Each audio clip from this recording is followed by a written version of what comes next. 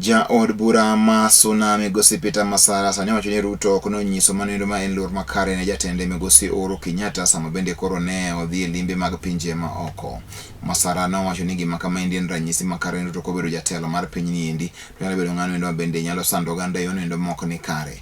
Masara ne wachoni mano en ranyisi ni ko Ruto en ng'ano endo bende en ng'ato ma omako sadha kendo en ng'ano manyalo ketho nyaka nying Kenya e pinje gweko mag pinje mag libamba. Omiyo Masara no wachoni gima ber ahinya ni mondo koro tam Ruto kik mondo mi oyud komono endo ma jatend piny owacho e higani.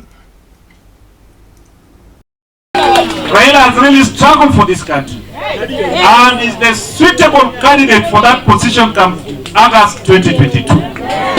The reasons as to why I'm appreciating Mwingai Kenyatta, who is the fourth president of the Republic of Kenya, is that you cannot leave your country in hands which you are not sure if we'll take care of the country.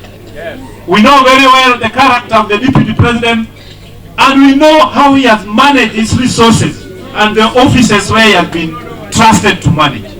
Therefore, if we cannot respect the president when the president is still in the office, what of if he becomes the president? Who will he respect?